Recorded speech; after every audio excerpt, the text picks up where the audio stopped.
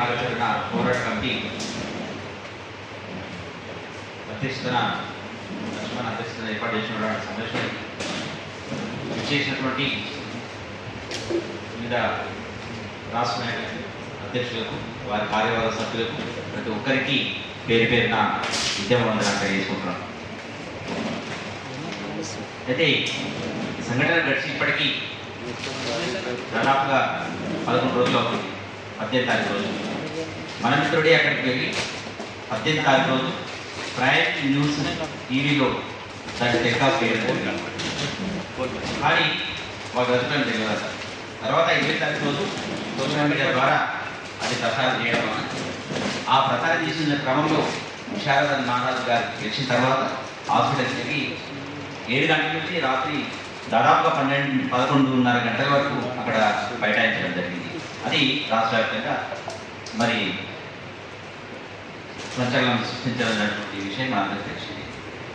ఆ క్రమంలో అందరూ రాష్ట్ర అధ్యక్షులందరూ, రాష్ట్ర కమిటీలందరూ అక్కడికి చేరుకొని వారి ఉద్యమాలు మొదలుపెట్టారు. దీనికన్నా ముందు ముఖ్యంగా రాష్ట్ర వ్యాప్తంగా ఈ సంఘటన పైన స్వచ్ఛందంగా ప్రతి ఊర్లో, ప్రతి గ్రామంలో, ప్రతి మండలంలో, ప్రతి జిల్లాలో, ప్రతి నియోజకవర్గ కేంద్రాల్లో, హైదరాబాద్ కేంద్రంగా స్వచ్ఛందంగా ప్రజలందరూ పులసులందరూ వివిధ రూపాల్లో నిరసన చెప్పారు.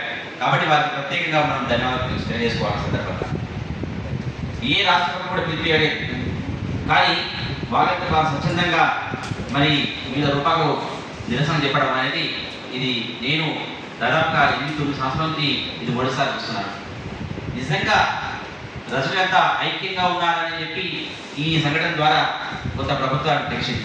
సంఘాలు వేరైనప్పటికీ కూడా ఈ రాష్ట్ర వ్యాప్తంగా నిరసన అనేది ఇంత పెద్ద ఎత్తున జరుగుతున్నాయి అంటే రజకులందరూ ఏకంగానే ఉన్నారు అని చెప్పి ప్రభుత్వానికి ఒక సమాచారం అయితే ఉందని చెప్పి నా అభిప్రాయం.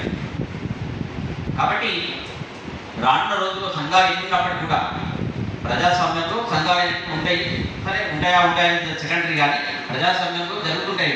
రిజిస్ట్రేషన్ చేసినప్పుడు వాళ్ళు ఇచ్చినప్పుడు మనం పెట్టుకునే వాళ్ళు పెట్టుకుంటుంటారు, దాంట్లో మనం కాదని అయినప్పుడు కూడా నాగర్ కర్నూలు ఇష్యూ ఓకే, అయినప్పుడు కూడా ఐక్య కార్యాచరణ చేసినప్పుడు మనము ఆ విషయం పైన మాట్లాడాలి. కాబట్టి తప్పకుండా రానున్న రోజుల్లో ఐక్య కార్యాచరణ దాంట్లో ఏ నిర్ణయం తీసుకున్నప్పటికీ కూడా తెలంగాణ మా తరఫు నుంచి ఎంతమందిని మీరు మాకు టార్గెట్ ఇస్తారు తప్పకుండా అంతవరకు మేము తీసుకొచ్చే ప్రయత్నం చేస్తామని చెప్పి సందర్భంగా చేసుకుంటున్నాం.